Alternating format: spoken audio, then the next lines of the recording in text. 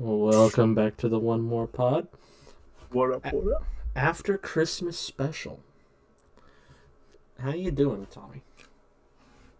I'm feeling revived. I have a sandwich, I have a beer, and we posted nudes to our fucking Twitter. Well, you did.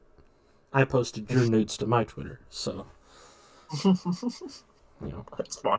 yeah, friendship. Fucking friendship. But, how did the holidays go for you? Anything eventful? Not really. Just hanging out with family. Saw a few friends while I was in Springfield that I haven't seen in a while. And that was that. Damn, you didn't come by on Christmas to see me. Unbelievable. No, I had stuff to bring to Devin. And once I was at Devin's, I talked to him for like 2 hours. Yeah. I'm going to be making dinner soon. So I got to run back to her place, which is an hour away from Springfield. Ah, gotcha. Yeah. Well, hey, over the holiday season, I got a set of headphones for the pod, and got me some nice clothes to take out on the town whenever you come around. So I'll be looking a lot sharper next to you. Yeah, because you showed me up on Halloween, so. And then Halloween. do what? What was I wearing on Halloween? The entire Puma Pokemon collab. Mm, Yeah. I remember that. Uh-huh. That was fresh as fuck. Oh yeah, yeah. I vaguely remember you saying that the shoes hurt like hell, but it was worth it. Well, those are size 9, and in Pumas I wear a 9.5. Mm-hmm. Mm. Got you. But Well, the entire of the 9.5s were sold out, so I got the 9s. oof. Yeah, which Maybe. my in them. Mm-hmm. I would have got ends, but they would just crease all terribly and shit. Yeah.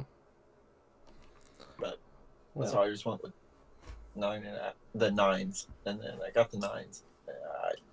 They hurt, but my feet fit in them, and I can wear them for a little bit, and they don't crease when I wear them. Yeah. Well, yeah, I was intending on getting the nice pair of shoes that I saw, but I opted for flannels, so it fits me better than nice shoes. I'm not a nice shoes guy. I'm a boots guy. I have to face facts. I wear my boots 90% of the time. Yeah, we're boots people. Yeah, boots are comfortable. I Oh don't yeah. give a fuck what. Oh yeah. Well, that's the Midwest in us, boots all the time. Yeah. Yeah, I don't wear cowboy boots, obviously, but I wear You work should. well, quote unquote work boots. No, my fucking thighs aren't not my thighs, my calves aren't big enough to wear cowboy boots. You don't need big thighs or calves. You need just to find a pair of boots that fit you. Yeah. One of these days, you and I will go to PFI and get some cowboy boots together, and we'll go out on the town just as cowboys. I'm okay if I never wear cowboy boots in my life. You gotta get the real flamboyant ones, like the really neon colored cowboy boots that are for city slickers, not ranchers.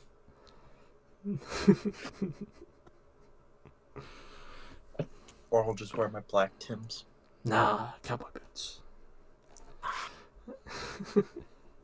So, got any news for me? No. I was very ill prepared. Leave it to you. It's okay. It's okay. I got news for the both of us, and I got a topic for us to argue today. Oh yeah? Yeah, yeah. Wait. But we'll get to that.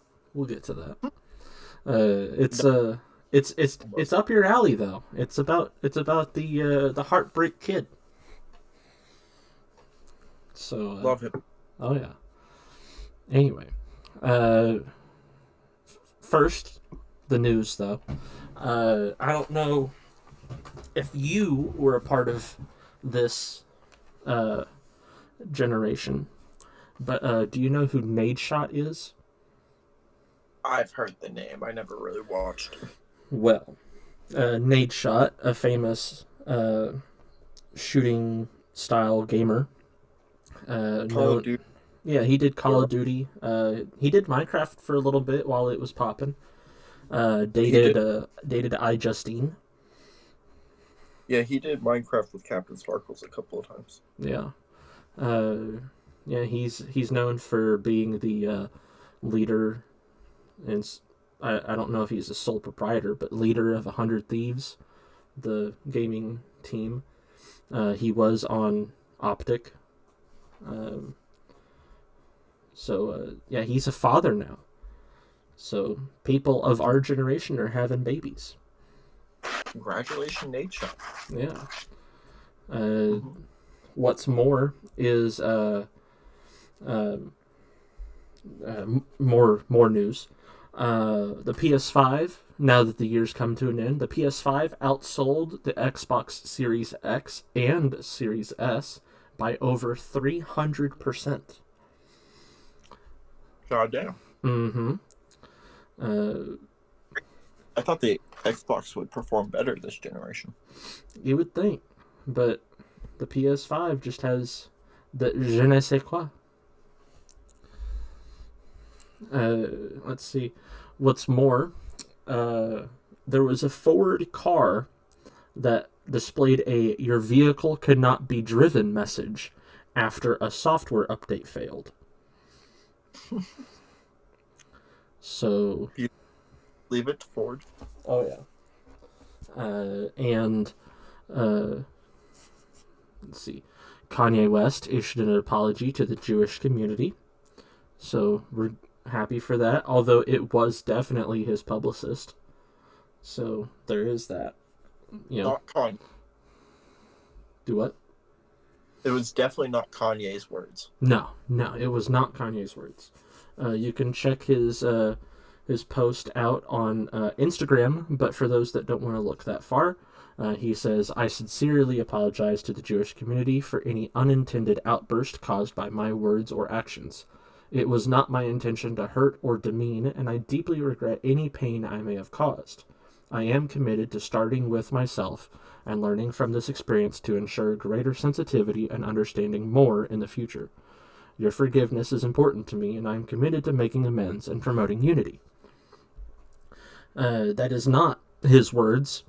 In fact, when he decided that he didn't hate Jewish people anymore, it was because of Jonah Hill in 21 Jump Street. So, or no, it was. Oh, what was it? No, it wasn't Jonah Hill. It was. I think it was. No,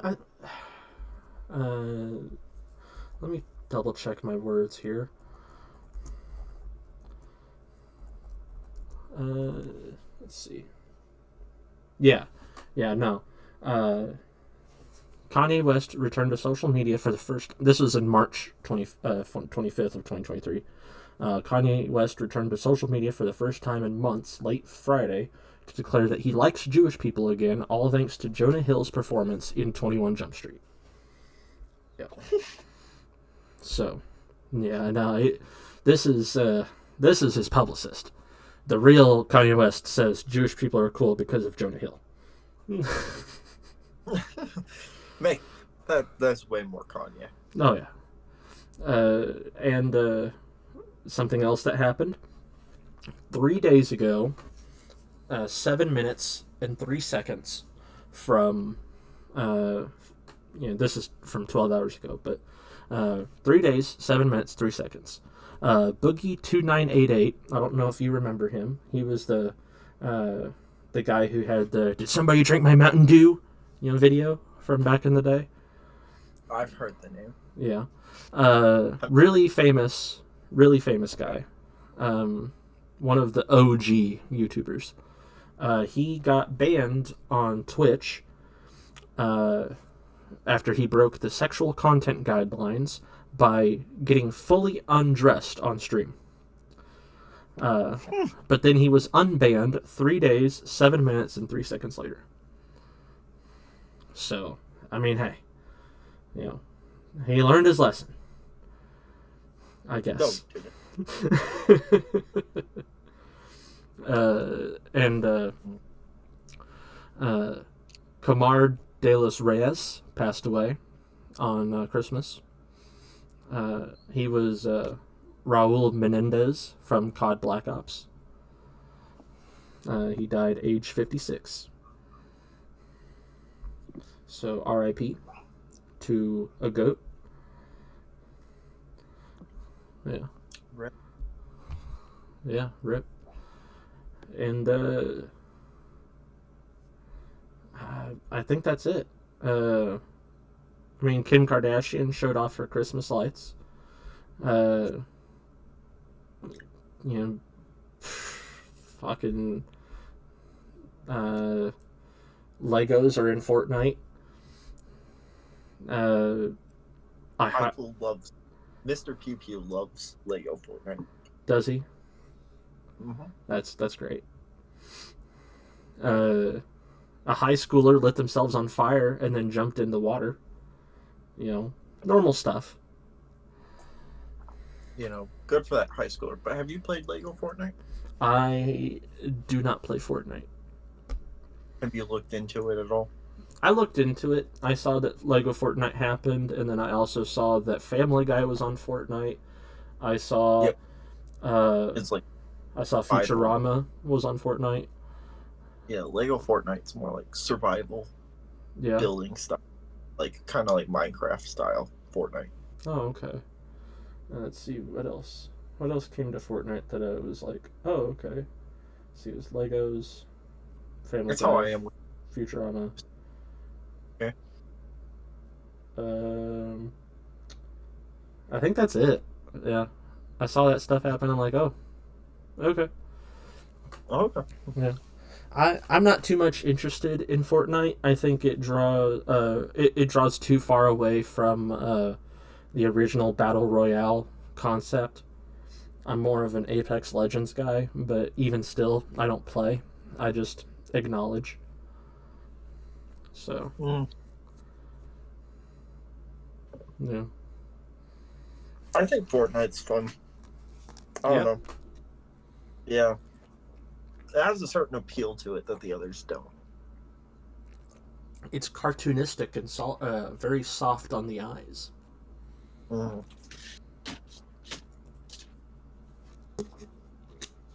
Yeah. Yeah. I was really interested in getting back into well, not getting back into, but getting into Call of Duty because they had a battle royale, and I thought, well, if anyone does it right, it's probably going to be them. And so I was going to get into it, but then I saw they were releasing like Nicki Minaj skins, 21 Savage skins, all this shit, and I'm like, okay, so now we're in this skin buying war. Yeah. So I'm just like, fuck that. So I'm just kind of, yeah. I have Fortnite on my Switch. I just don't care. You should. I have it on there just to, hold on to it because I put so much money into it back in the day. With Big Blonde, me and him played it all the time, and I never put money into it. I put too much. Me, Big Boy, and Zach always play it together. Yeah. Mm-hmm.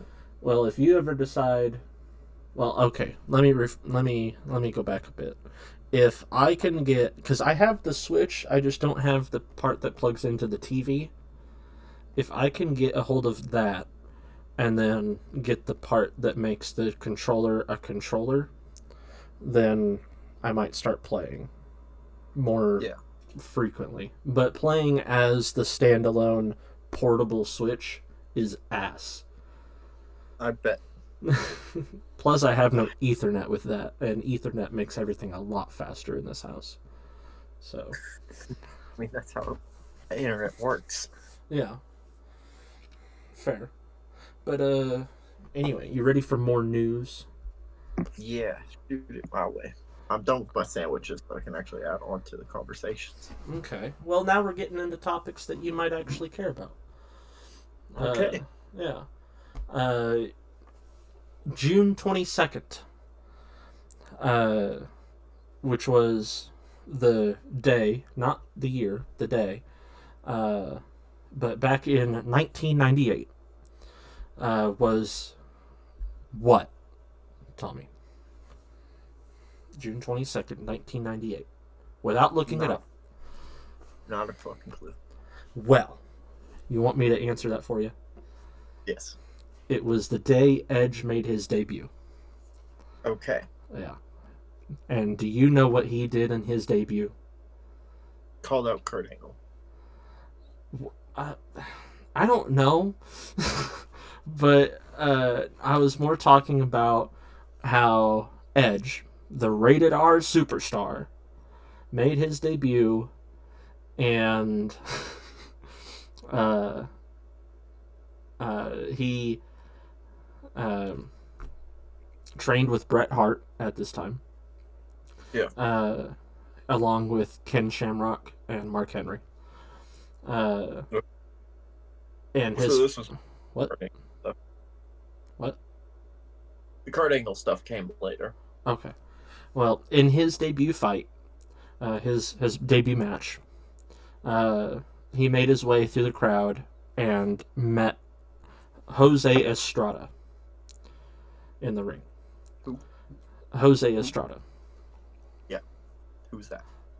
He's just someone that was there at the time. Okay. Yeah, he's one of the lesser used people. You know, that WWE always has on hand to just kind of throw it, you know, up and comers. Yeah. Yeah. Well, the two started to brawl. Edge had the advantage. Jose Estrada was out of the ring. And he hit him with a somersault and left him seemingly incapacitated. Yeah. Well, the match had to end prematurely because in his debut, Edge broke his neck and left him incapable of wrestling. Damn. Yeah. Guess he ensured he had a spot on that roster. Well,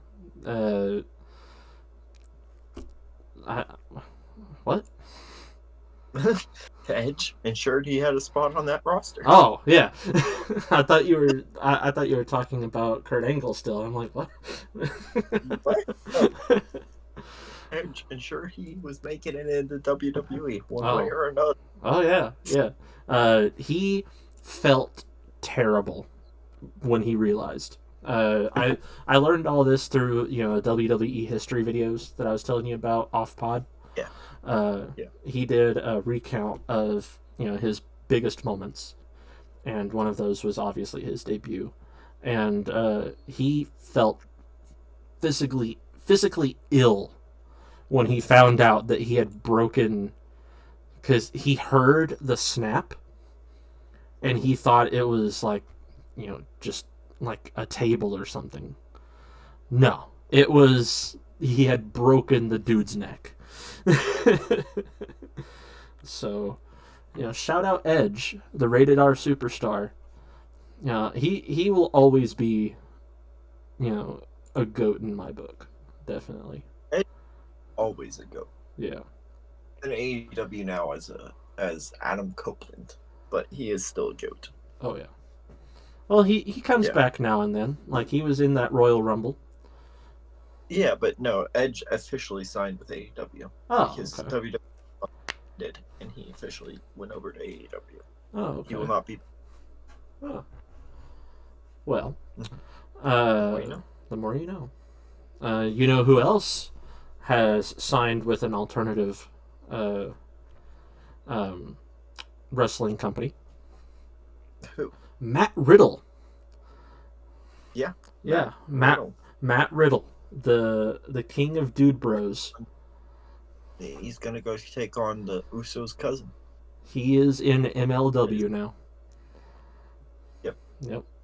Uh, I think that is awesome. Genuinely. Yeah. He. Yeah. And then like they have this. They realize they have this such a passion for it.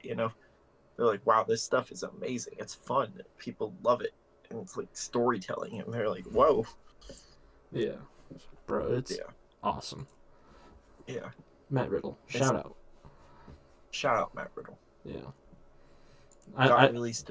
I loved his scooters. I loved his scooter intro. Everyone loved Matt Riddle, but he couldn't pass a drug test.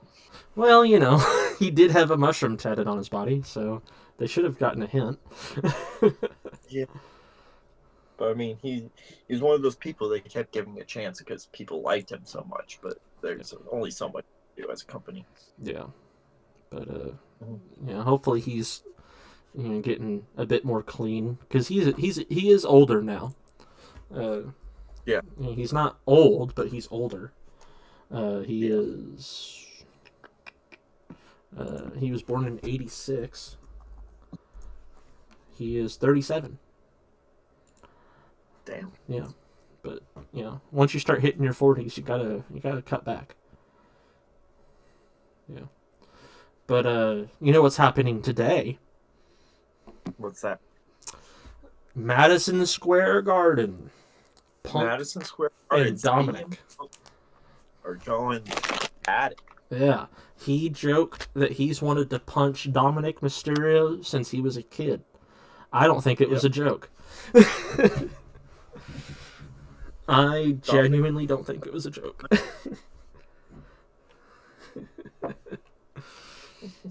Yep. Yeah. We're gonna see how it comes out. We'll make a follow up on that. Dominic Mysterio first. Do it first. I hope they make him lose to Dominic Mysterio first match. You think? I hope so. Why?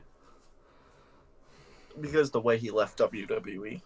Oh, that would be. I don't know how I would. Yeah, it'd be funny, but like, I don't want Dominic to get any more dubs than he has.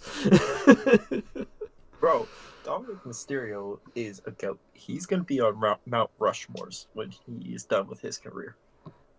He's just he plays the heel so fucking well that it pisses me off. And he's doing that at that level of success. Yeah, like it's nothing. Yeah, it's like when Ray got inducted, and then he walked out. That just irked me. Like he was playing heel, but it irked me. I'm like, that's your dad. Dad's mask. Yeah, that irked me too. Yeah, so good at that. And then his bitch ass doing the Eddie shimmy, the Guerrero shimmy. Yeah. Hate him. And then going around saying Eddie Guerrero was his real dad from the old storyline. Oh man, yeah, the who's the baby daddy storyline from back when he was a kid. Yeah, man, he was boasting about that. That's fucking. He's just so good. And then Rhea Ripley has that figure from back when they made it with the Hasbro toys. She has the old Dominic Guerrero figure from the Baby Daddy era. That's beautiful. Yeah. Man. Yeah. But CM Punk, Dominic, they're going at it tonight. Probably as we record, I think. Probably. They're probably coming on the main event. Yeah. They're probably at the main event, yeah. You gonna check on that? Main event. Let's check Twitter. Alright, let's check Twitter. Let's see. Arrived. Oh shit. What's maybe up? Maybe they went at it already. Ooh. All I'm seeing is stuff for NXT. This is not what I want to see. Just go to the WWE Twitter. That would have. I am on Okay. Twitter. I mean, their background is CM Punk sitting down. Is there background from CM Punk's old pipe bomb? No, it's the newer one. Okay. I thought they just set the background to CM Punk's old pipe bomb. Let's That see. was hilarious. Yeah, their most recent post is the NXT Championship. Yeah. Let's see. Well, let me do. Whose hashtag do you think will be more poppin'? Dominic's? It's easier to spell.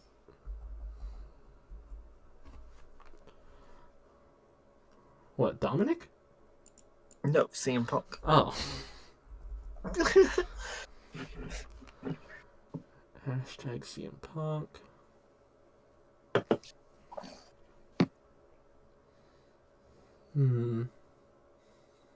Yeah, they've already done the thing.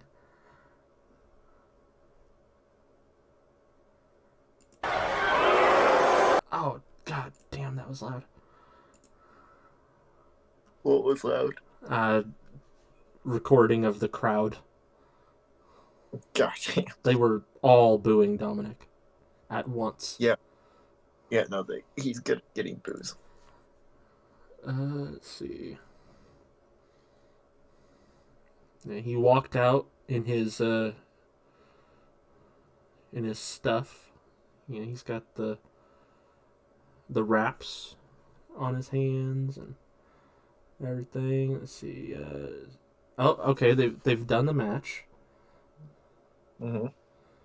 CM Punk is avoiding everything Dominic's doing so far. Okay. So who wins? I haven't seen. They've already finished the match. Well, yeah. The crowd doing its clobbering time.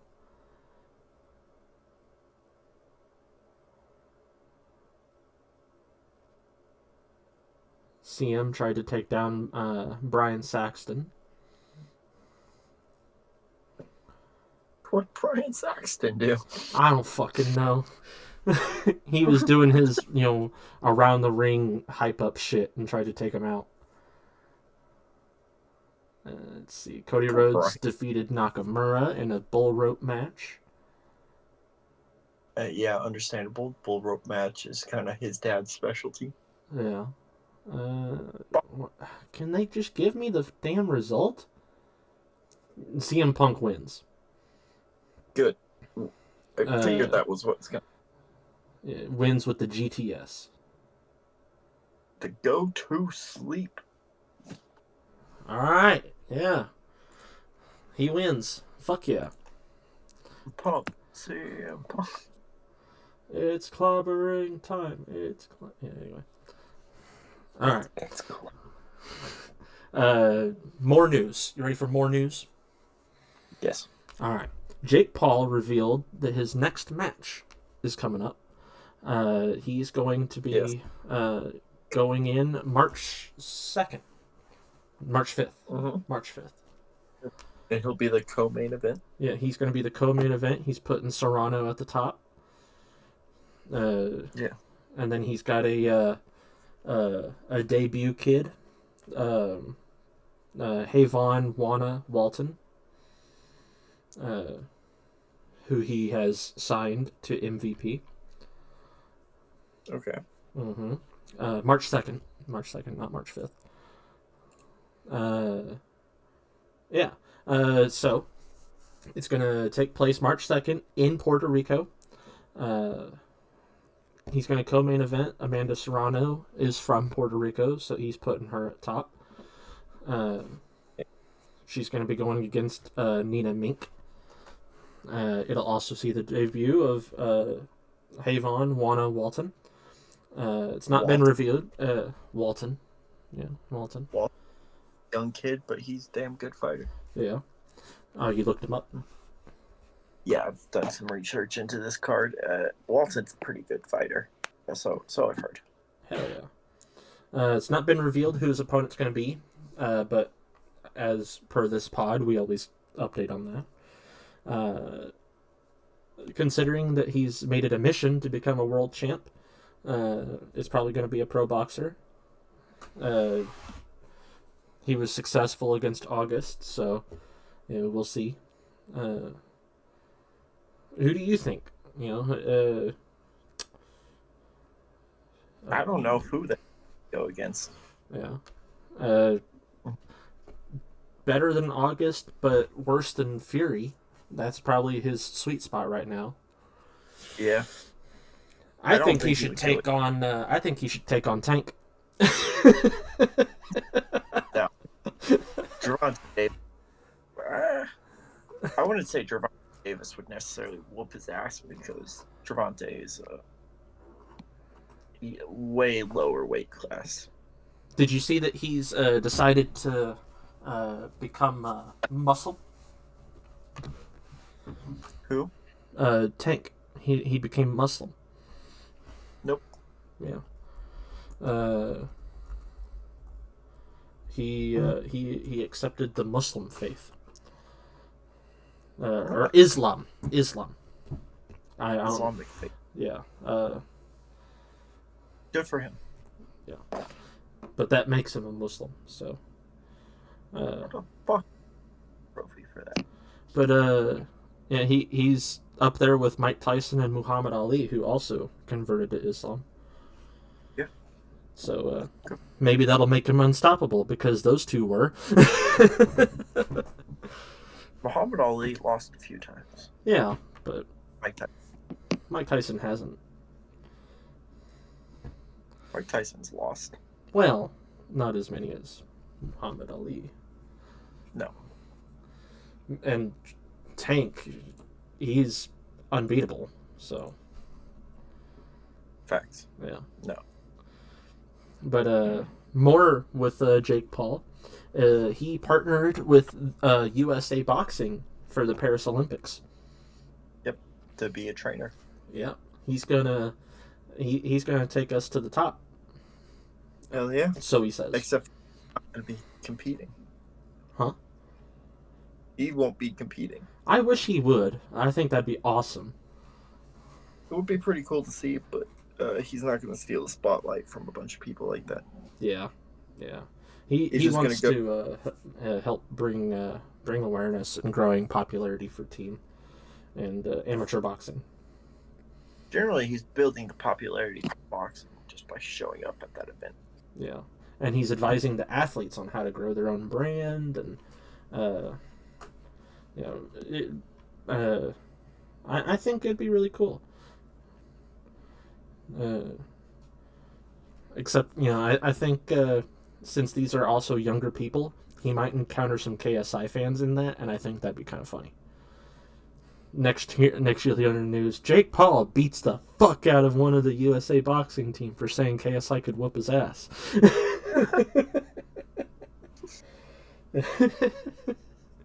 That'd be some shit, wouldn't it? Yeah. Speaking of KSI, did you see what Vidal said? Uh-uh. Well, let me tell you, I damn near pissed myself when I read it. When I read it, so I think you'll enjoy what Vidal has said. He was brutally honest about KSI's skills. He turned to social media to say that KSI's boxing skills have gone downhill. He was talking about how when he first entered the ring back in 2018 to fight Weller, winning third round TKO, influencer boxing was still in its infancy.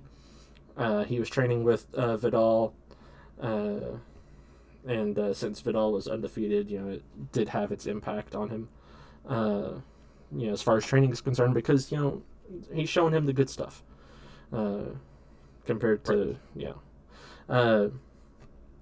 he trained KSI for fights against Logan, but he had to part ways to focus on his career.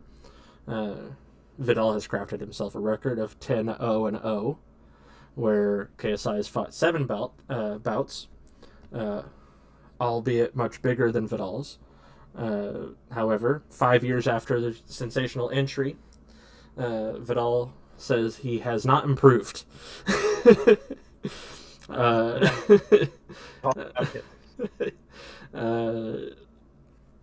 he thinks. Let's see. KSI used his jabs and used the space to cut Weller during the fight. He goes on to say that JJ used most of his fundamental aspects of boxing during the Weller fight when he trained JJ. However, since that fight, there has been a decline in the 5-1-1 boxer's skills. He praised KSI for his improvement in speed, his improvement in power, as athleticism, and his confidence. But his boxing performance, he has not seen an improvement in. So he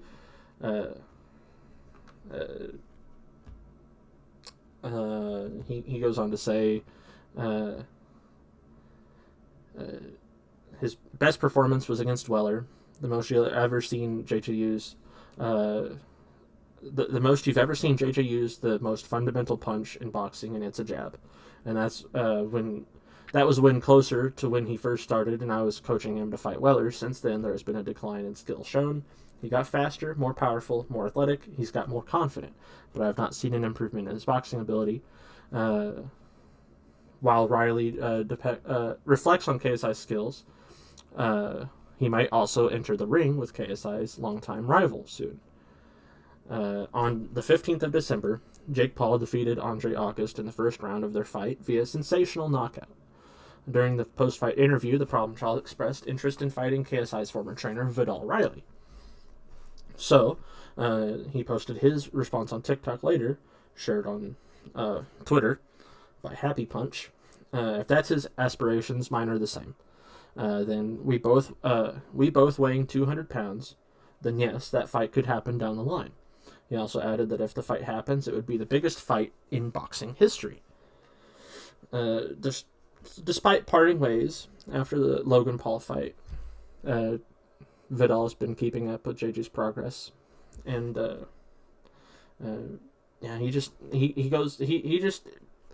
he says it in the nice Vidal Riley way. Dude's fucking tanked. And I think like with just how he talks all the time. Do what now? Vidal Riley is just so nice and polite with how he talks the time. All the time.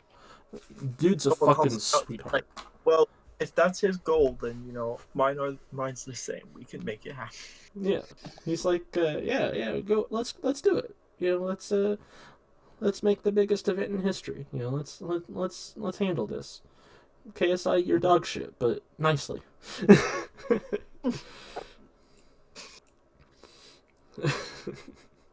We love it. Oh yeah, Vidal, friend of the pod. KSI, well, he needs to improve. That is a fact. Mm-hmm. Yeah, I think if he trained with someone else, I think it'd improve. But his current team's is just not doing it for him. A bunch of back of the head shots, illegal fucking elbows. It's like, dude, this team is not teaching you the right shit. Yeah, it's like, come on, see about getting Vidal to hook you up with somebody or something. I don't know. Yeah, I feel like it's okay to have a weird style like he does, but he's not using it properly, Yeah, it's getting him in more trouble than it is victory. Yeah. But last bit of news before I decide to argue with you. You ready for this? Yeah. So I got on TikTok today, and I was scrolling through, and I found this podcast. And I think, first of all, shout out them. They knew a lot more information about things than I did. Shout out to the Silver Linings playlist. Uh, they introduced me to something that I didn't notice when the Flash movie came out, and that it is the Flash movie did a big fucky wucky, and in the worst kind of way. Who cares about the Flash? Do what? Who cares about the Flash movie? It's not about the Flash movie. It's about what they put in the Flash movie. Okay, what they put in the Flash movie? Well, I'm glad you asked.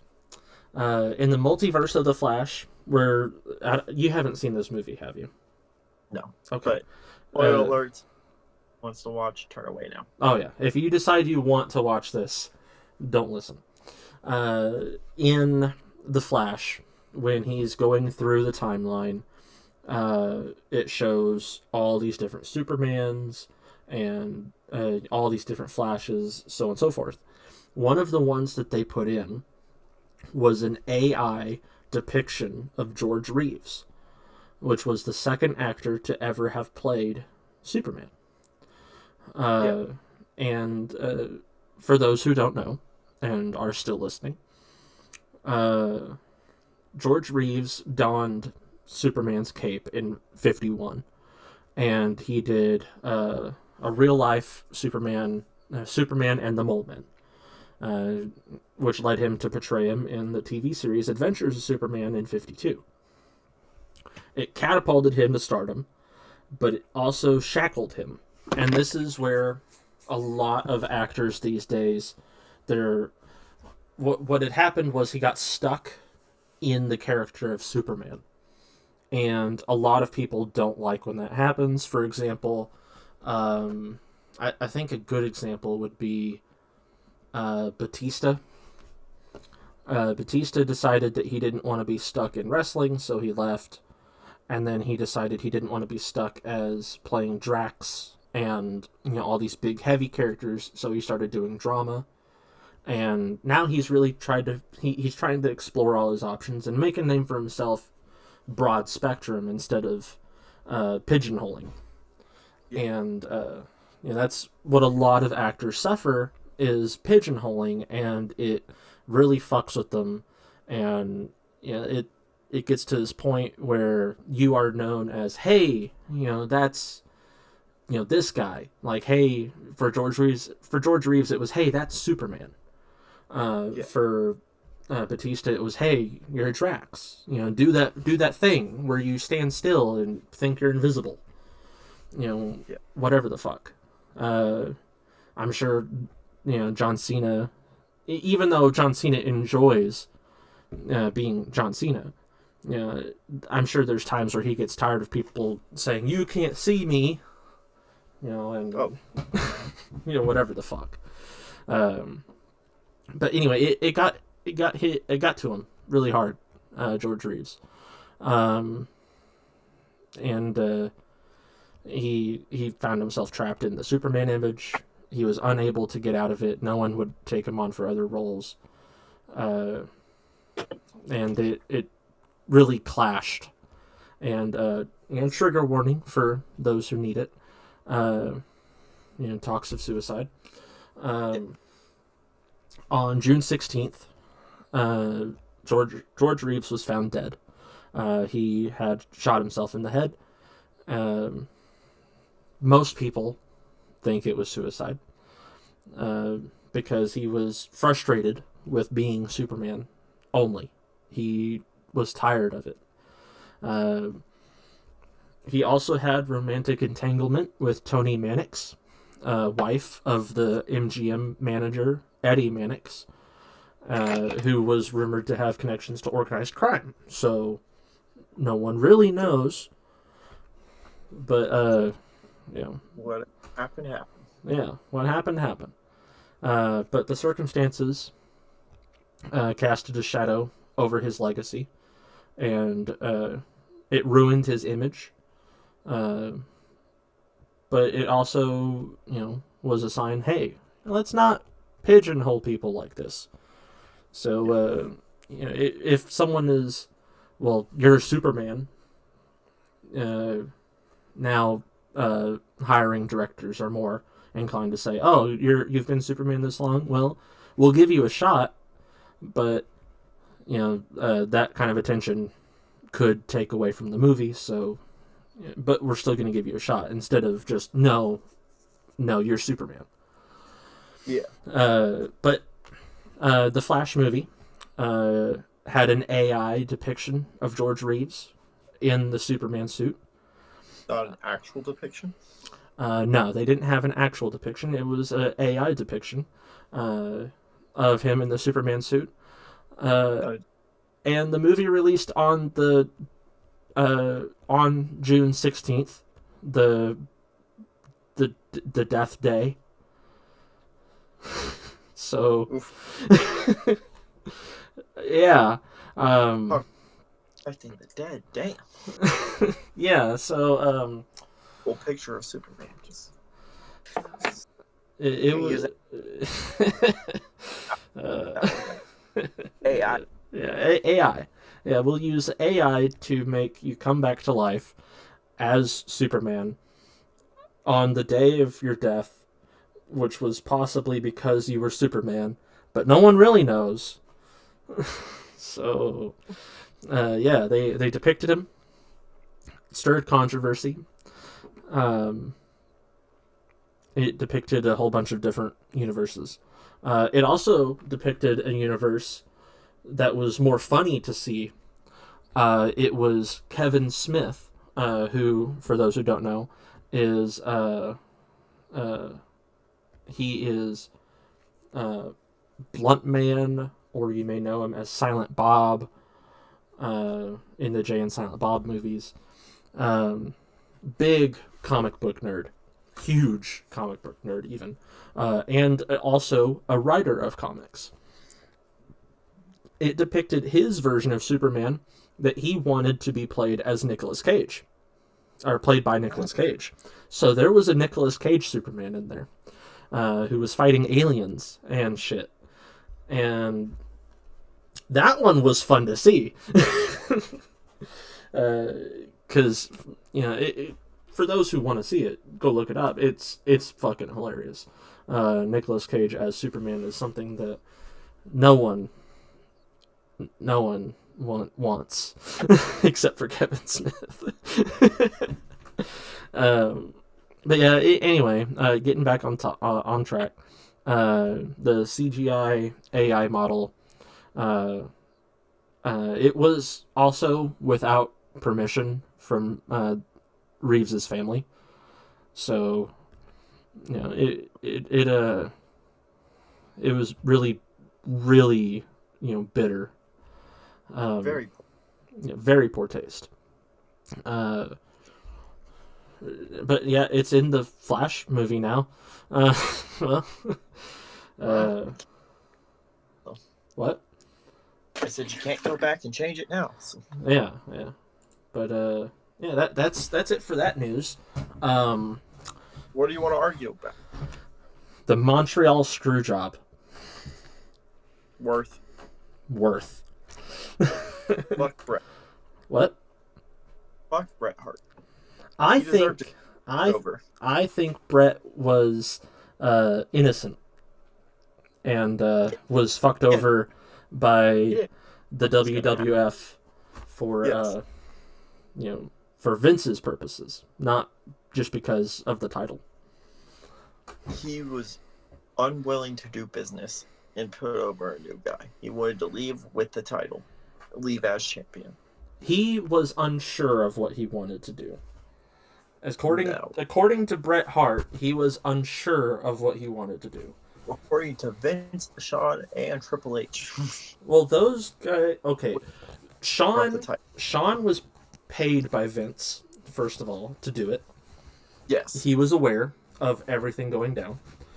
Triple H was Vince's puppy because, he married into the family after all these years. Mm-hmm.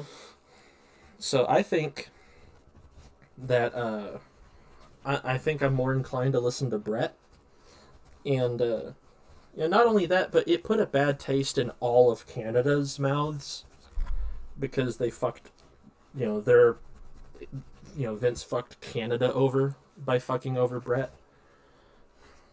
Yeah. No, I'm not saying I don't agree with what happened. I'm just saying Brett deserved to get screwed. Well, I mean, At the time, at what the I've heard, what? he was refusing to drop the title. He was going to ECW, the rival company, that would not put over Shawn Michaels by letting him have the title. Well, he didn't. What from what I read into it myself. I wanted to make sure that I wasn't coming in blindly, defending Brett. But he didn't want to give it to Shawn because he was a part of the clique. Yeah. And for those who don't know, the clique was it was basically it was Shawn Michaels, Kevin Nash, Scott Hall, Hunter Hearst Helmsley, Helmsley, and Sean Waltman that had enormous backstage influence, and they would all.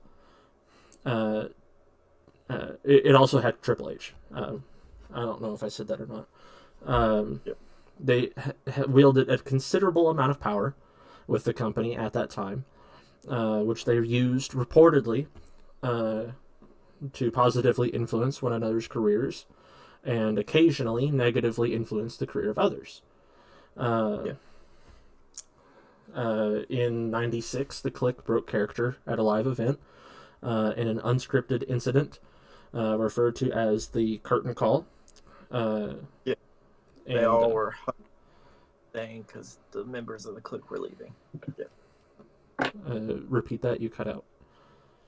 They were hugging and like celebrating and saying goodbye in the ring because all the members of some of the members of the Clique were leaving to ECW. Yeah. Or WC. Yeah. Or which, but yeah.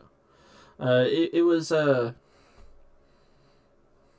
it was really rough.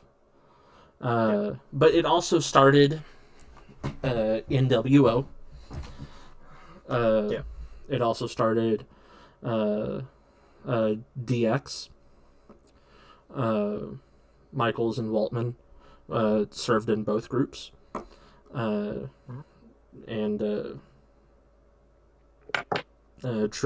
H was part of DX. Nash and Hall were part of NWO. It was because of that Brett didn't want to give it to Michaels. He thought that if he gave the title to the Clique, that it would never leave the Clique. And he also was really mad at Michaels because part of their rivalry had Michaels performing insulting acts and just generally being raunchy with the Canadian flag and towards Canadian fans, which upset Hart because he was he was a patriot of Canada. I think fucking sourpuss. You think he's a sourpuss? He's in this business and he's being so damn sensitive about things. Well, the Clique part, fair. I think. I think fair because they did admit to being the Clique and they did have that power. I mean, look at all those names. They they blew the fuck up, under their own protections. So yeah, but still, yeah, he was leaving WWE. What did it matter to him? Who had the title? Yeah, well, I think if it was a different emerging person, like who the hell else was Uh, I don't know. I don't know who else was emerging at that time.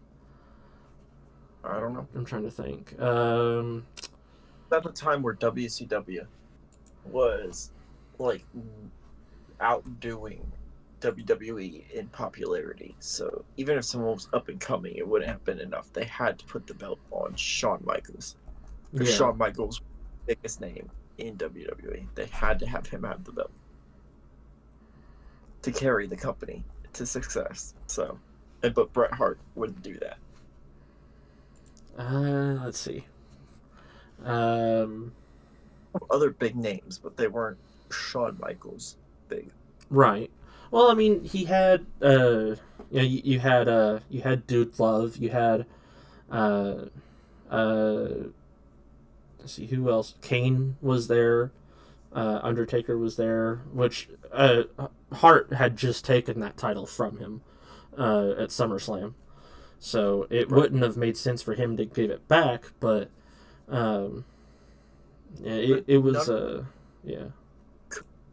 Because The Rock was out by this point, I believe. Not even been in yet. No, I think still. Austin was in. I don't think The Rock was. Let me check. Rock wasn't there. He might have been in, but he wasn't like. Yeah, he was in. The Rock. He was The Rock. Was he The Rock? Mm-hmm. Not Rocky Maya. Well, I mean, this was '97. This was right before Attitude Era. Okay. Which, I mean, they could have put the belt on Steve Austin. Yeah. But it would have went over as well, you know. They should have put it on Vader. No. Shawn Michaels was the right move at that decision. Then Shawn obviously was injured and could put over Steve Austin at the next WrestleMania, which kicked off the Attitude Era. Yeah. Yeah, so putting it on Shawn Michaels was the right move. I just don't know. I think it's. I mean, it's an unchangeable result, regardless of what we decide. But I think. I think that Hart had a valid. Yeah, there wasn't someone better to put the belt on. The Rock. Give it to The Rock. The Rock wouldn't be where The Rock's at without fucking Steve Austin. And if you didn't boost Steve Austin by having him beat Shawn Michaels at WrestleMania, then you probably wouldn't have the amazing Attitude Era that we had. Well, I mean, the Montreal Screwjob is an amazing amazing proof of butterfly effect. Yeah. Without that screw job, WWE landscape would probably be 20 times different, I believe. Yeah. I think. Okay, so SummerSlam '97, Hart takes it from Undertaker. Michaels is the referee. The finish of the match saw Hart spit in Michaels' face. Michaels swings a chair at Hart, who ducked. The chair strikes Undertaker. Hart covers Undertaker. Michaels reluctantly performs the 3 count. The WCW contract was scheduled to begin December 5th, 1 month after WWF annual Survival Series event, which was held in Montreal. Shawn Michaels, leader of DX stable, has been booked in a main event title match with Hart. McMahon doesn't want Hart to give up the title, or anxious for Hart to give up the title, sorry, sought his consent to job to Michaels. Hart refuses because the title is going to a member of the Clique, and apparently standing up for the locker room. because he wants other people to have their limelight. Mhm. A part of the storyline, Michaels repeatedly performs acts insulting the Canadian flag and Canadian fans, which also has him pissed off, legitimately. Um, and then wrestling fans knew Hart had personal difficulties with Michaels. He had been angered at Michaels' forfeiture of the championship in '97, ruining plans for a Hart Michaels rematch at 13, where Michaels was expected to lose to Hart.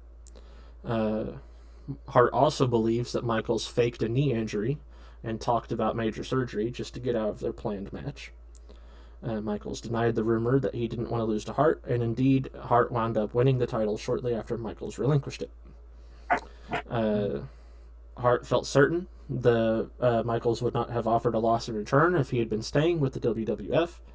The two of them involved in a real fight after Michaels implied that Hart was having an affair with valet Sonny. The storyline rivalry had also seen Michaels making insults about Hart's father, Stu, which had left Brett and others in the Hart family upset. McMahon offered a $3 million contract to Hart, which also upset Michaels. It goes on. McMahon insisted Hart drop the title. WWF owner was anxious over Hart pulling a move like that of former employee Deborah Michelli, also known as Medusa, which was a veteran women's wrestler who competed under the name Medusa, as I just said, performed as Alundra Blaze in the WWF, won the championship during her stay there. McMahon neglected to renew her contract when it expired, and she signed with WCW while still women's champion. When she made her first appearance on Nitro, Medusa made fun of her time in the WWF, brought her title belt, which the WWF had neglected to take back, with her to the program, dumping it into a trash can, and McMahon was, genuinely fearful of a repeat of that, because Hart would have really fucked them if he had done that. Yeah.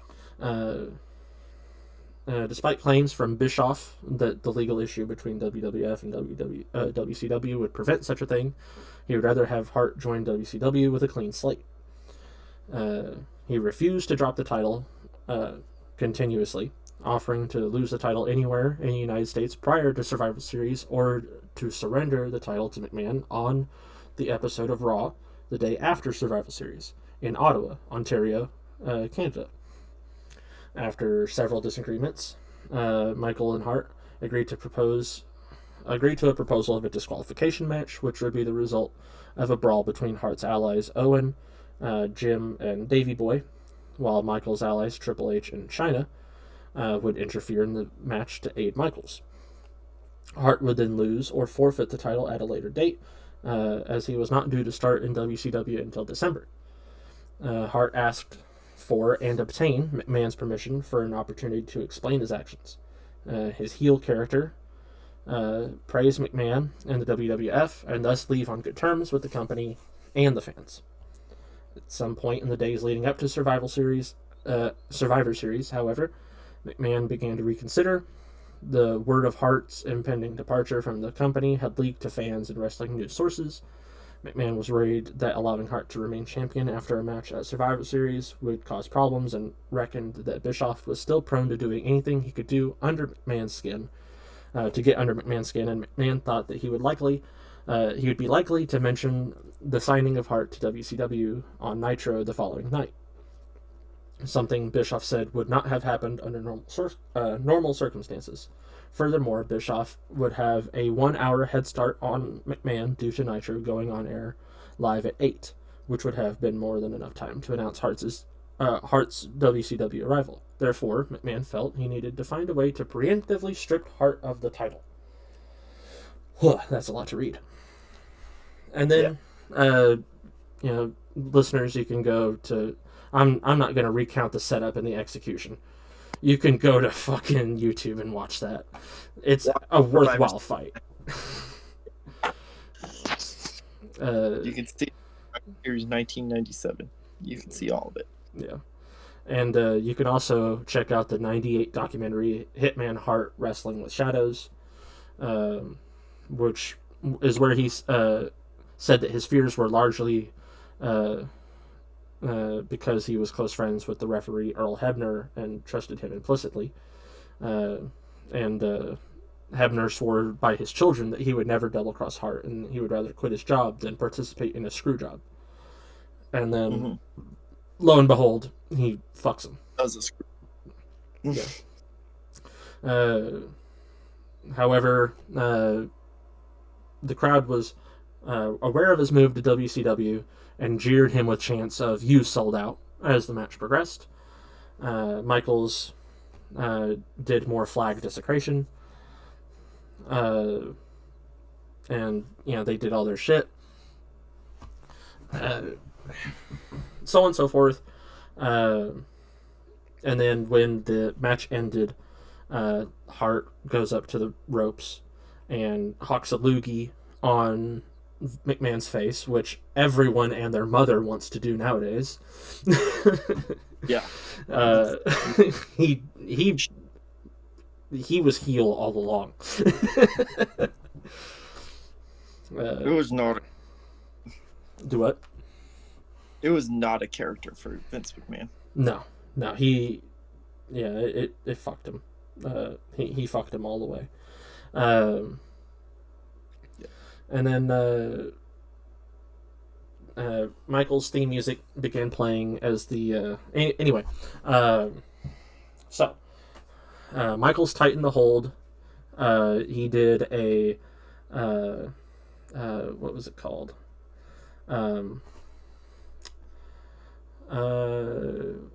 Shit.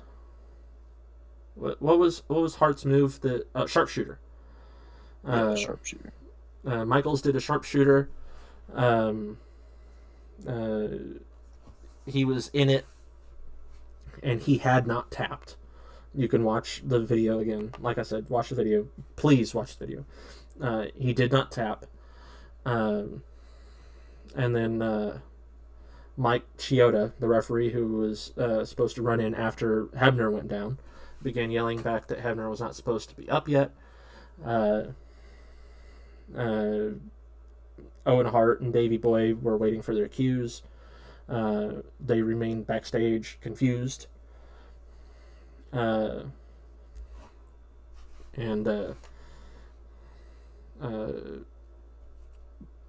then Michaels tightened the hold, refused to offer his own leg to Hart for the latter to break out of the hold.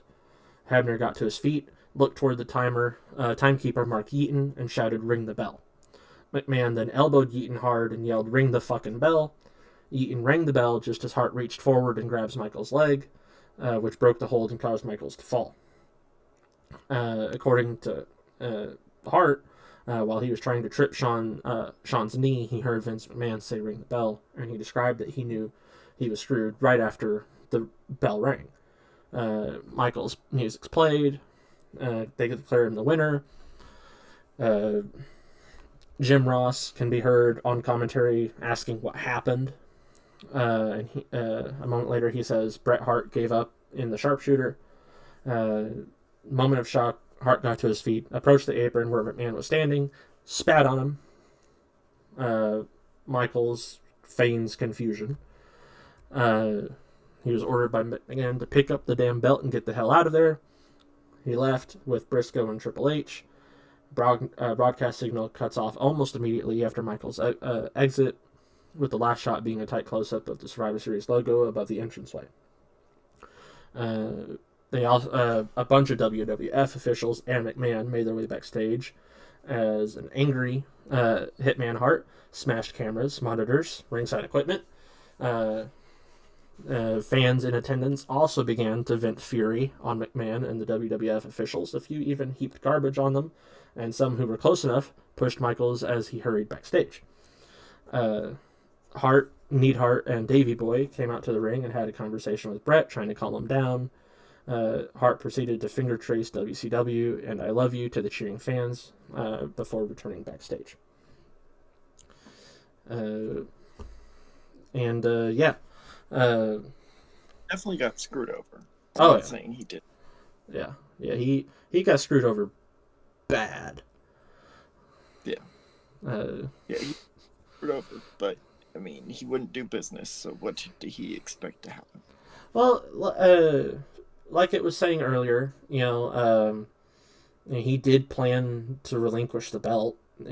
He wanted it to be after Survivor Series, and he wanted to relinquish it to McMahon and not to the Clique. But he reacted poorly, and Undertaker. As I was watching all of this on YouTube, Undertaker said that he was there. He went to Brett's dressing room, expressed to Brett that he could not believe went down. Then he went to Vince's office, banged on the door. McMahon opened and was told to apologize by Undertaker. Yeah. And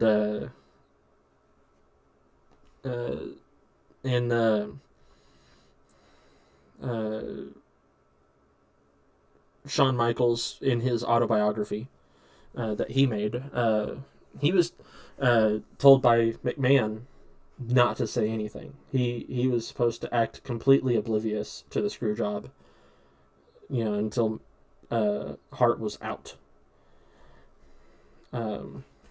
So there was two sides to it. Undertaker, shout out Mark Calloway, Undertaker, fucking awesome dude. He goes, makes McMahon apologize.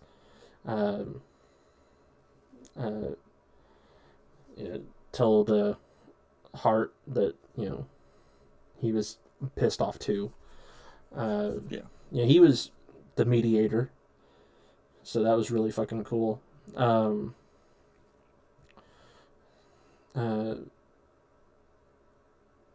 Hart, in his autobiography, because both of them made one, Hart in his autobiography said that Undertaker and a lot of other wrestlers would have done a mutiny had he asked.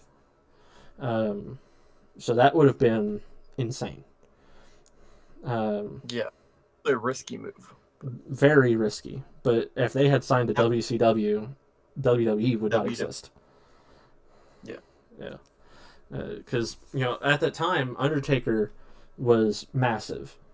And depending on the other wrestlers, because it's not disclosed, depending on the other wrestlers, that would have been insane. We already know Triple H wouldn't have gone. Shawn wouldn't have gone. Briscoe, Slaughter, they would not have gone either. They're, at the time, they were McMahon's puppets. Shawn Michaels, I think, even said that he felt like a soldier going into battle for the president. Yeah. So, at that time, he really had a hold on everybody. Now, of course, nowadays, Shawn Michaels is an amazing guy. He does not have Vince McMahon holding onto his balls like that anymore. But he was an up-and-comer, so he really had to play pet. So I'm not saying that, the Heartbreak Kid is like a, Vince McMahon is fit in the situation. Yeah, Vince McMahon is the piece of shit. He's the one that is like at the center of it all. But what I think was really funny,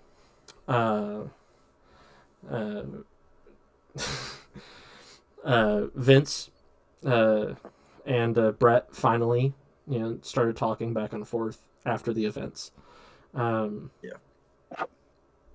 And Hart told him, "Leave, or you will be knocked the fuck out." And Vince did not leave. Said, I'm going to give you one. And Hart threw a right hand, hit Vince in the temple, dropped him to the floor. Yeah. Shane McMahon, who was there, Briscoe as well, struggled with Hart and Davey Boy. Hart told them to take McMahon and leave or risk similar consequences.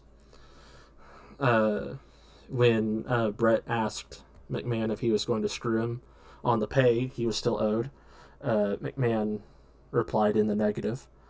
In the hallway outside of the dressing room, Hart's at the time wife, Julie, was berating Triple H and the others. Absolutely giving them the talking to. And if anyone wants to, go to WWE's YouTube and watch the recounting of this that Shawn Michaels gives and all the others.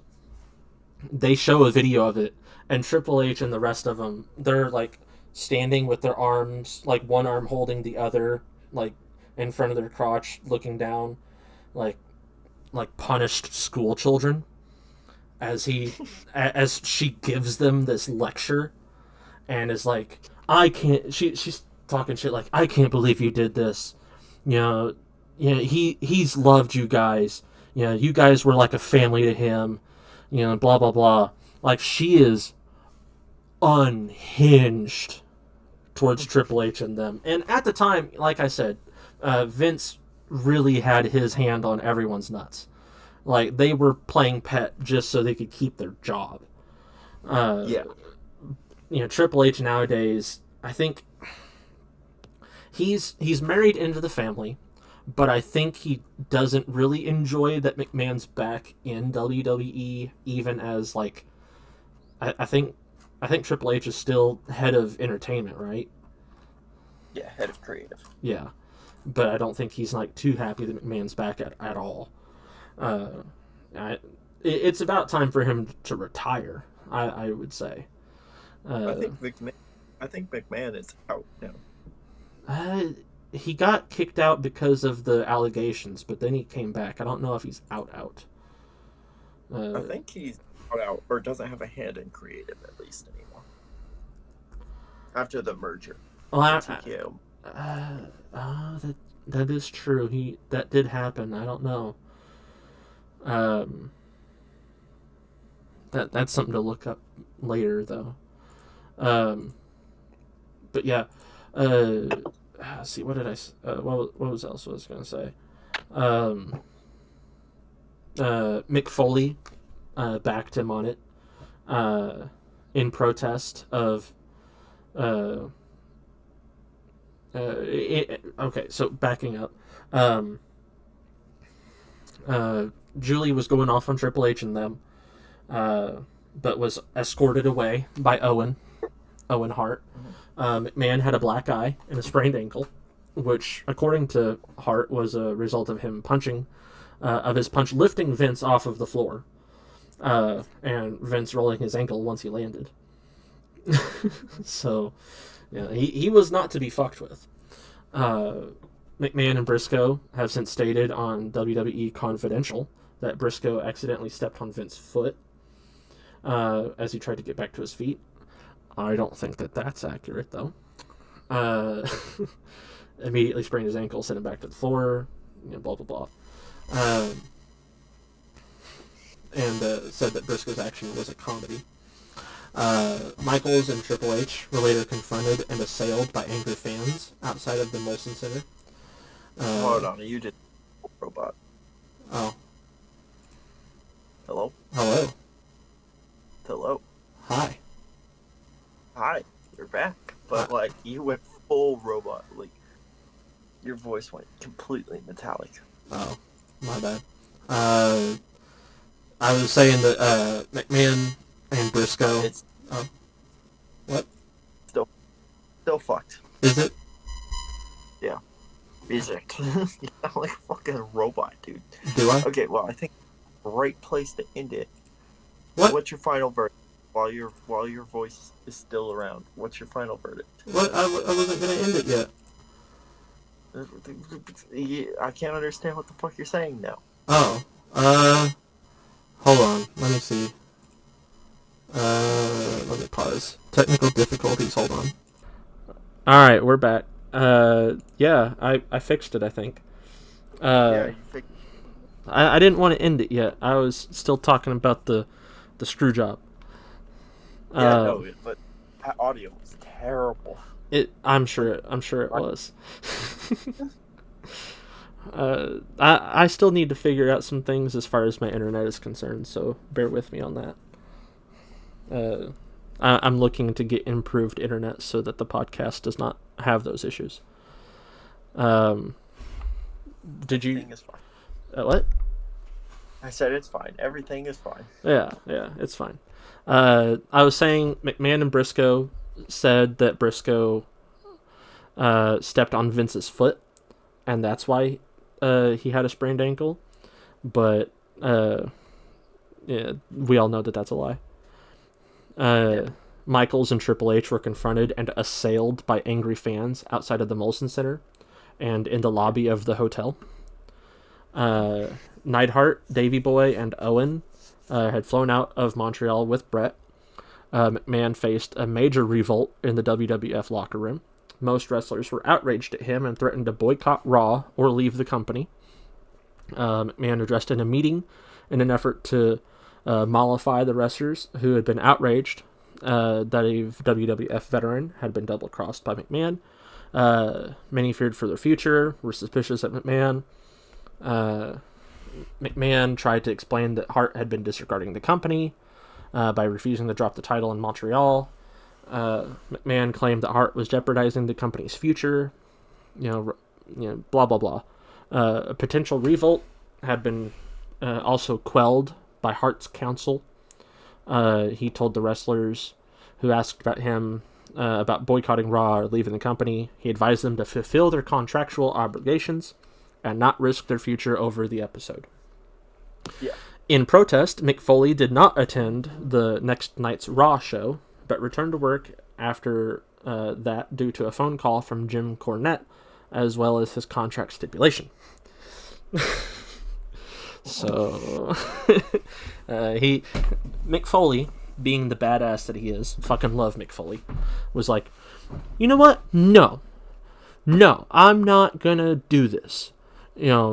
Hart was my buddy. I'm sticking with him. And then he gets a phone call from Jim. I think I'll show up. Yeah. Yeah. Which, Mick Foley, he had family to pay for. So, yeah, he couldn't risk that. He commented in his Hart commented in his biography that if Foley returned to WCW, he would be committing career suicide. So that would have been bad. Rick Rude, who was working there briefly as a storyline manager for Michaels, was a real-life friend of Hart's, called WCW, informed Eric Bischoff of what had transpired, and returned to WCW 2 days after the event, mostly due to his disgust over Hart's treatment. Rude appeared on both WWF Raw is War and WCW Monday Night Nitro on November 17th. Mustached Rick Rude appeared on Nitro, which was live, proceeded to criticize Michaels, DX, and the WWF, calling the company the Titanic, a reference to Titan Enterprise, a WWF parent company, was then known as the Sinking Ship. An hour later on Raw, which had been taped 6 days earlier, Rude then appeared with the full beard that he had been sporting due to his last few weeks in the WWF. Of the Hart family, only Owen continued to work with the company, being unable to terminate his contract. Let's see. WCW addressed Hart in the aftermath, same night. Strongly criticized McMahon and Michaels. The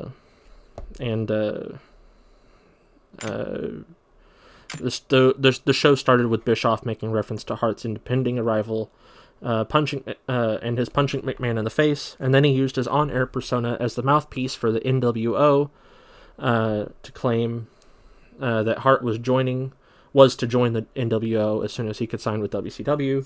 Hollywood Hogan, Kevin Nash, Scott Hall, and the rest of the NWO members stood with the Canadian flag and sang the Canadian national anthem. WCW invoked the Screwjob again at Starrcade 97 as Hart prevented Hogan from leaving the WCW. He claimed that the referee, Nick Patrick, gave a fast count and he would not allow Sting to be screwed.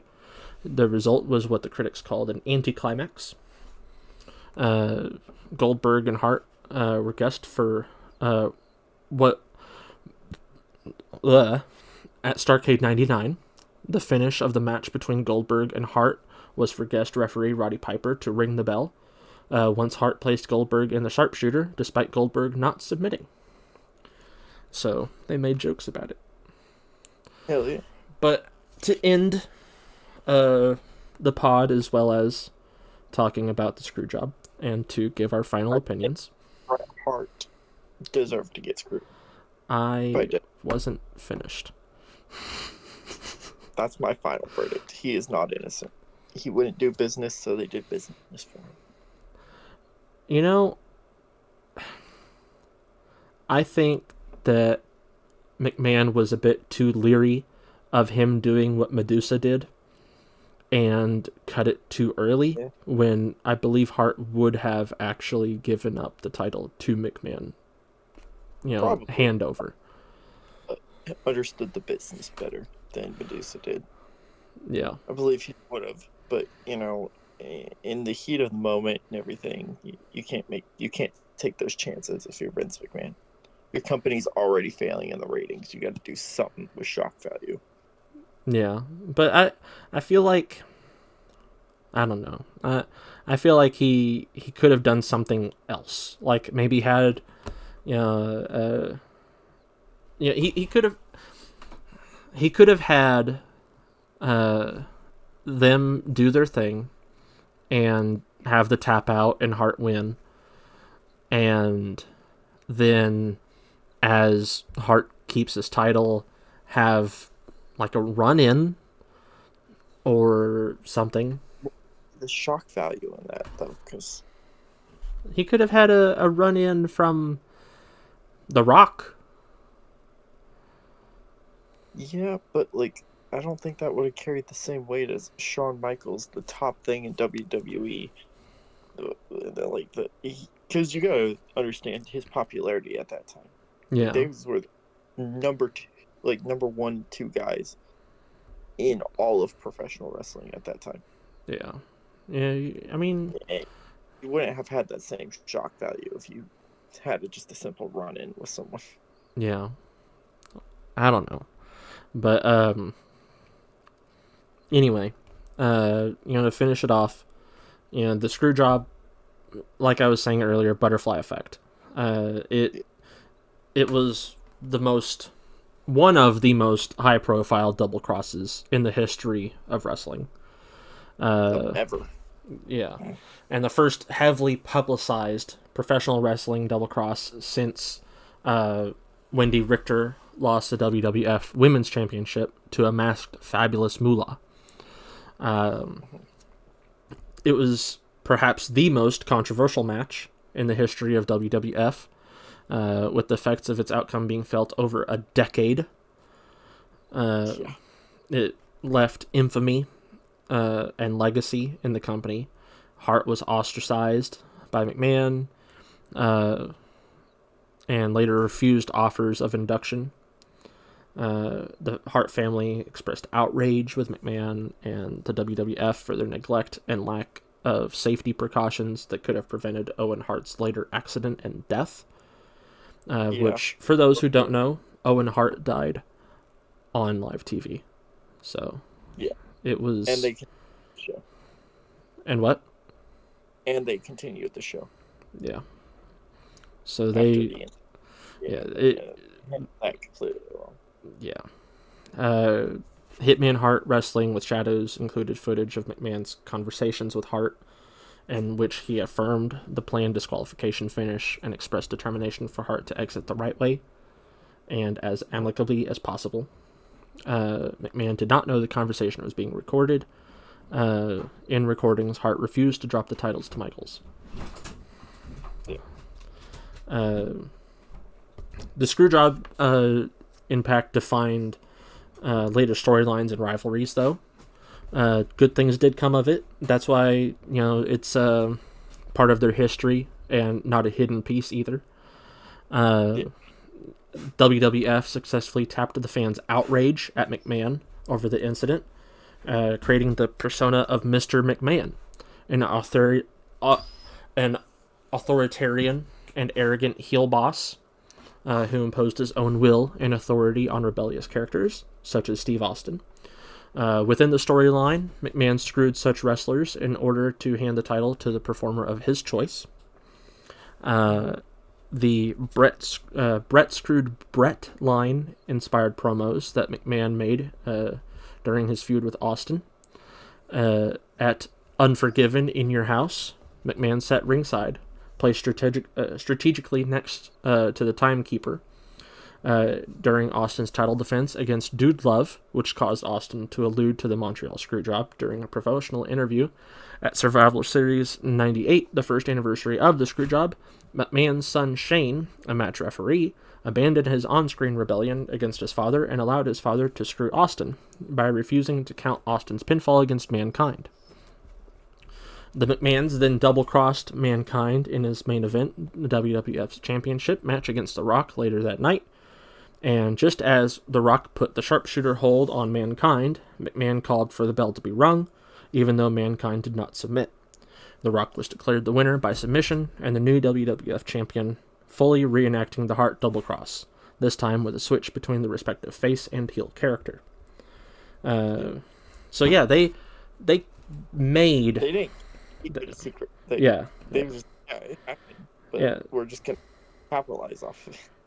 And they created the Attitude Era with it. Yeah. Which some would say, I think most would say, was the biggest and most influential part of WWE history. It's synonymous with WWE. Yeah, it is. I would say, probably. I would say probably. See, there was the Golden Age, which was before. And, Hart also was a very clean dude. He didn't like the beginnings of the Attitude Era. He didn't like how it was destructive and violent and, all the, hateful shit that came of it. Yeah. So he wouldn't have stuck around for it anyway. No. Yeah. And WWF turned all of that into surpassing WCW. With its business declining and the corporate takeover of its company Time Warner. WCW was put up for sale, purchased by McMahon in 2001. Making WWF the single largest wrestling company in North America. Bret Hart's entry into WCW has been hailed as a major coup for the company. It failed to utilize its power and popular appeal. They were bigger than WWE at one point. Yeah. Well, no, they were. I was talking about they failed to utilize Bret Hart. They did what AEW has been doing and like taking people up, but then not using them.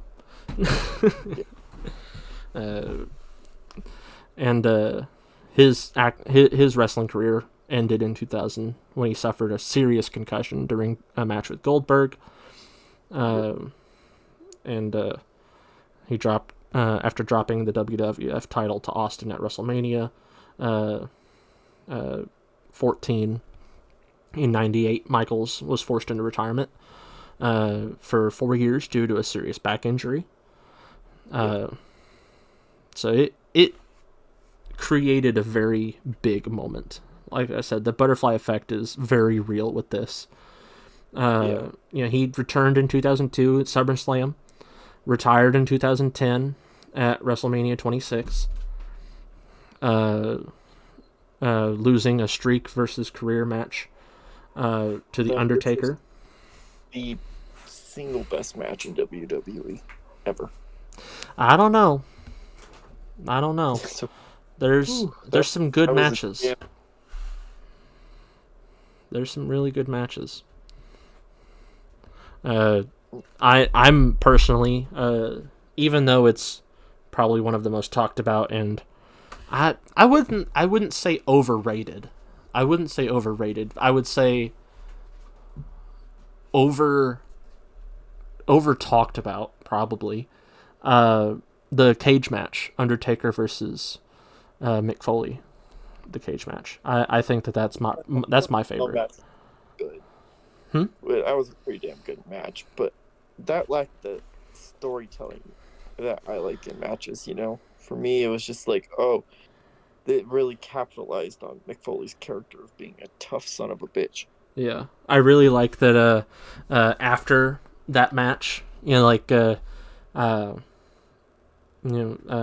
Foley. For those who don't know, Mick Foley really got fucked up, like legitimately, like his tooth, his incisor went through his face and into his nose.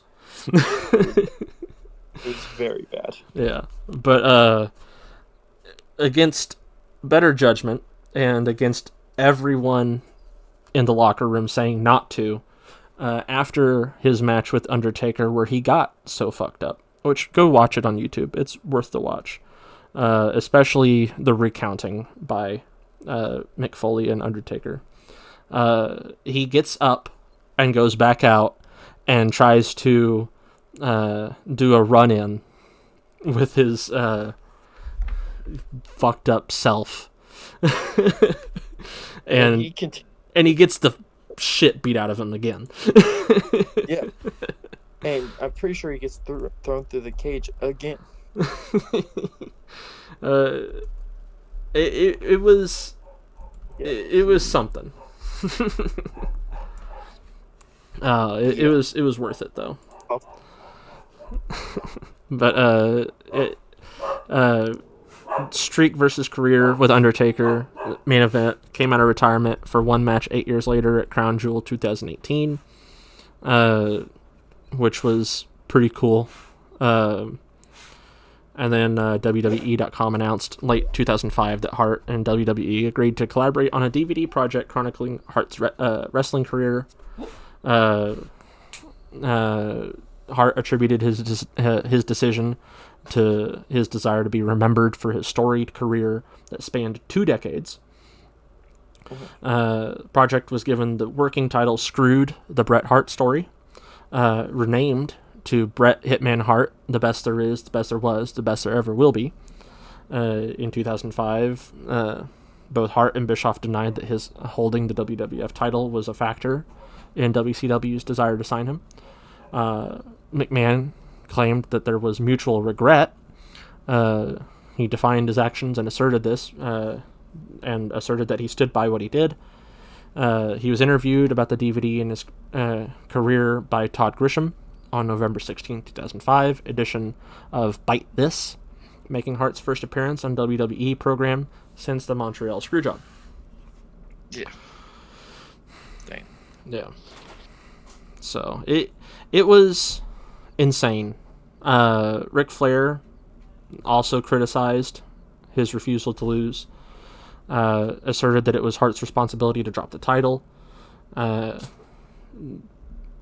also Flair himself was the champion when he left the company and signed with WWF in 91. He was with WCW. He left the company holding the title and signed with WWF, appearing on television with NWA WCW belt. But, fuck it. Yeah, let's say that he should have dropped the belt anyway, even though that's what you didn't do. He dropped the WWF Championship to Hart in '92 at a house show, though. So Yeah. Ric Flair and Hulk Hogan are not the sources you should rely on. no, absolutely not. You know, if there's, Those yeah, sources they were always sore losers. Yeah, lie that there are. yeah, Yeah, they're and those guys. and the way that he touches Charlotte Flair is something. Yeah. But we won't get into that.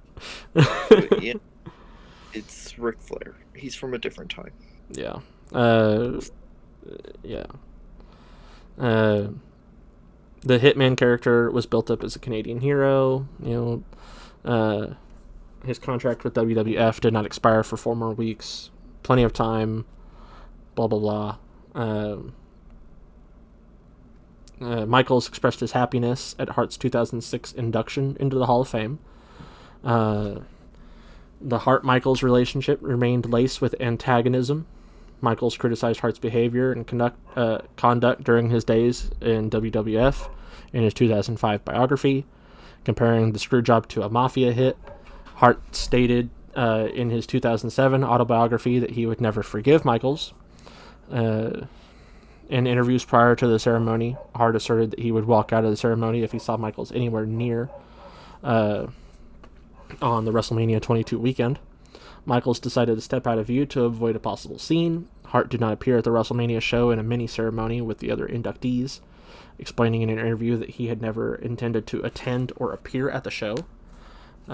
He would later return to WWE television, 2007 edition of Raw, where he appeared in a taped promo spot mocking Mr. McMahon's Appreciation Night.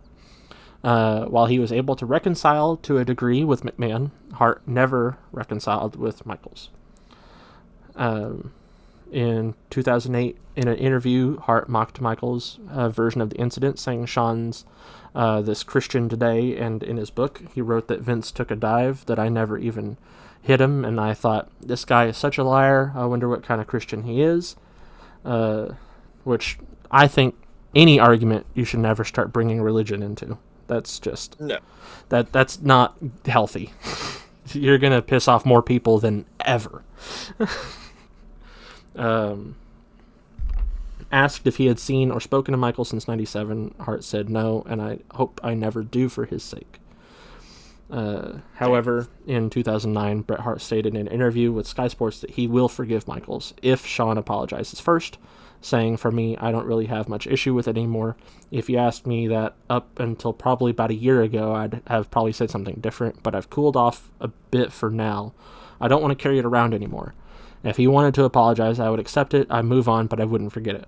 He also put over the Michaels-Undertaker match at WrestleMania 25, saying he was proud of both men's efforts, and despite his personal feelings towards Michaels, he has always had the utmost respect for his ability. Similarly, Michaels commended Hart's abilities, calling him a sheer joy to work with in the ring. On 2009, Vince McMahon came out to announce the nominees for the guest host of the year during the Slammy Awards.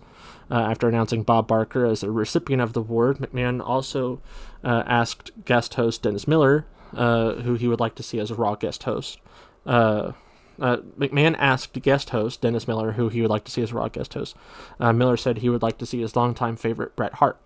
McMahon dismissed Miller's suggestion, reminding him that the last time Hart was in WWE was when Bret screwed Bret, and that he would likely have no interest in hosting the show.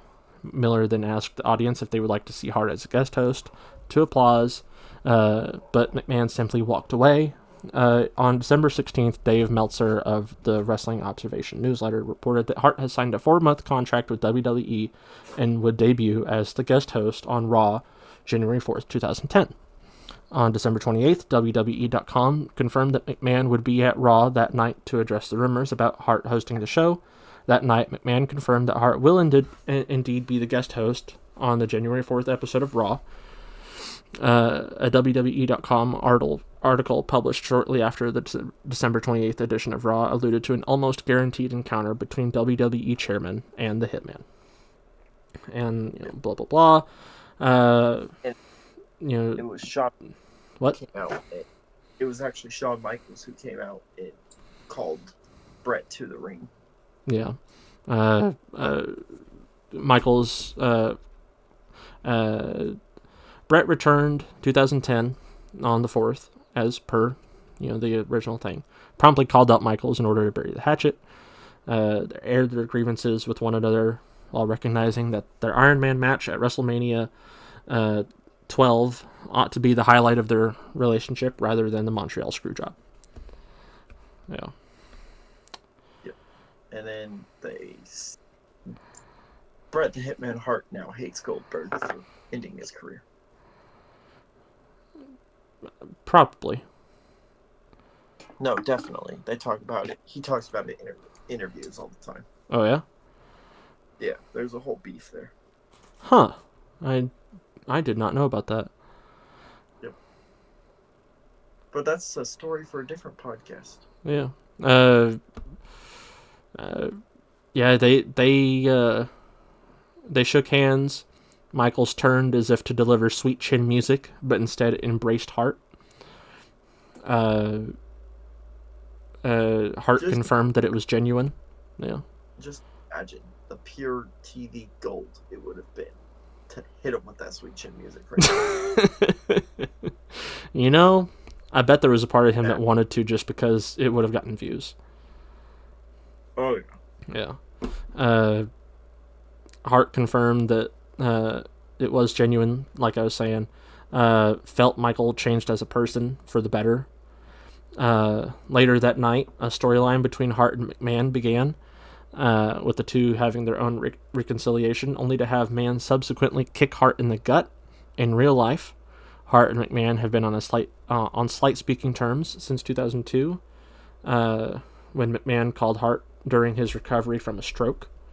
The feud culminated in an encounter at WrestleMania 26, which saw Hart defeat McMahon in a match that involved the Hart family. After the match, Hart would continue to periodically work televised events for WWE. He briefly held the United States Championship, which I think you've said before on a different pod. That one's just like a handout type title, right? It's the testing the waters title. Yeah. I think Logan has that now, doesn't he? Yeah, they're just like, let's see what this guy can do as a champion. Yeah. Let's see how he everything as a champion. It's kind of test the water. Yeah. So that was like, so what you're saying is the United States Championship was like a way to see if Hart should have a better title, or because he was already had that prestige. So I imagine with Hart having it, it was more just to boost the prestige of the title, so it didn't seem like a useless title. Right. Okay. Well, he had that in 2010. He held that for 4 times before. And then, but he held that all during his tenure in WCW. It was his first reign since the Screwjob.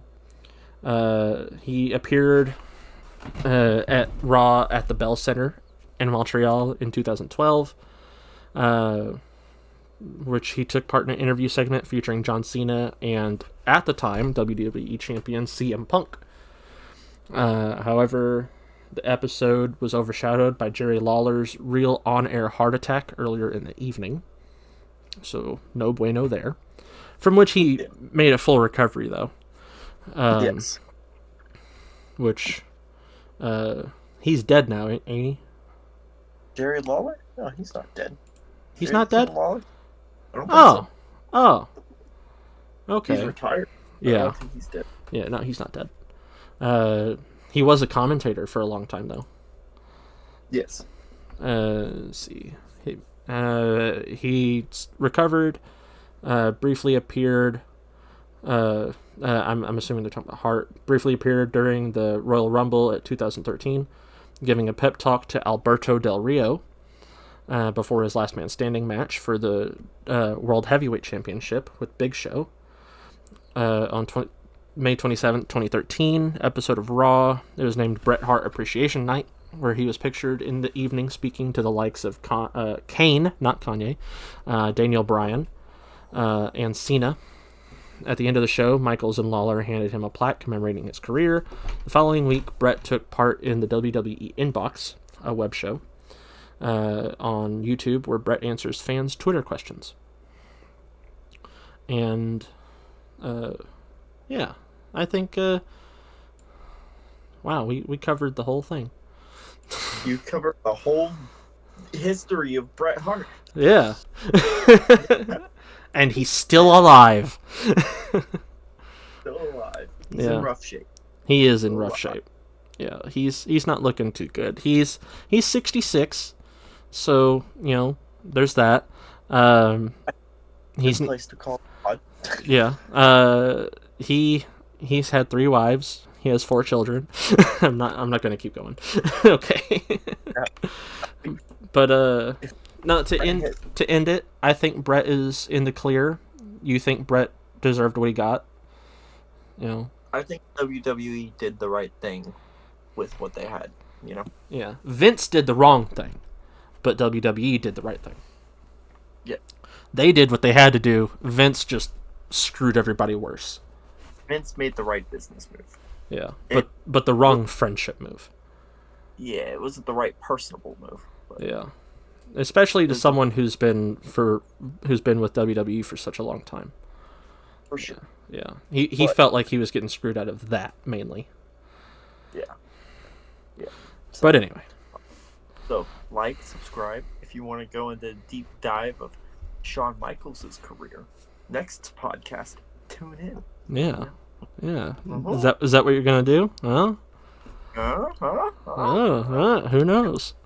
Find out. Yeah. All right. Yeah. Bye-bye. Bye-bye.